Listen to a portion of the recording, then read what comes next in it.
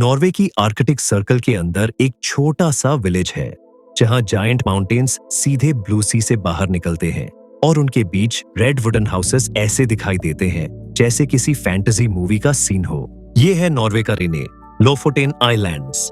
लेकिन रेन की real beauty सिर्फ इसके व्यूज में नहीं है।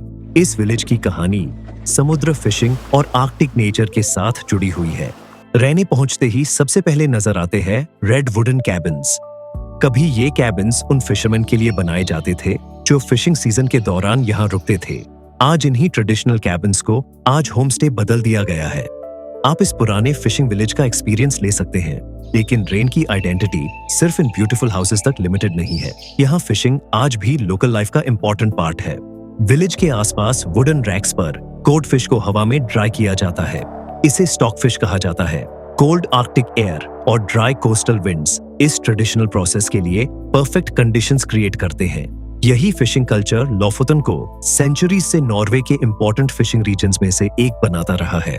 रेन को ऊपर से देखने के लिए आपको विलेज से बाहर नहीं, ऊपर जाना पड़ेगा। रेन के पीछे खड़ा है राइनेब्रिंगन। इस माउंटेन पर बनी स्टोन स्टेयरकेस आपको स्टीप क्लाइंब के बाद एक ऐसे व्यू पॉइंट तक ले जाती है जहां नीचे पूरा रेने एक मिनिएचर विलेज जैसा नजर आता है। Red cabins, blue water, tiny islands और उनके आसपास खड़े ड्रामेटिक माउंटेन्स। यही वो मोमेंट है जब समझ आता है कि रेने को नॉर्वे के मोस्ट स्पेक्टेक्युलर विलेजेस में क्यों गिना जाता है। लेकिन इस पीसफुल लुकिंग लैंडस्केप का एक वाइल्ड साइड भी है। लोफोटन के आसपास समुद्र में मोस्कनस्ट्रॉमन नाम का पावरफुल टाइडल करंट सिस्टम है। यहाँ स्ट्रॉन्ग करंट्स और व्हर्लपूल सेंचुरीज से सेलर्स को फैसिनेट करते आए हैं और इसी फिनोमेनन का मेंशन फेमस लिटरेचर में भी मिलता है।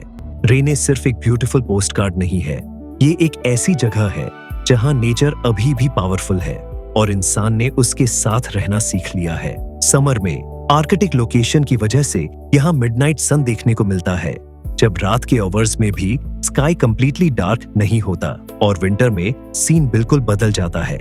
लॉन्ग पोलर नाइट्स के दौरान अगर कंडीशन सही हो तो स्काई में नॉर्दर्न लाइट्स दिखाई दे सकती हैं। एक ही विलेज कभी एंडलेस डिलाइट में चमकता है और कभी डार्कनेस के बीच ऑरोरा से रोशन हो जाता है। शायद इसीलिए रेन को सिर्फ एक ब्यूटीफुल डेस्टिनेशन कहना कम होगा। और अगर कभी नॉर्वे जाना हुआ तो लोफोटेन के इस टाइनी रेड विलेज को अपनी लिस्ट में जरूर रखना। बिकॉज सम प्लेसेस सिर्फ कैमरा में ब्यूटीफुल नहीं लगते, उन्हें खुद देखने का मन करता है। ऐसी ही एक्स्ट्रा ऑर्डिनरी प्लेसेस की जर्नी के लिए नाजरा लेंस को सब्सक्राइब करो।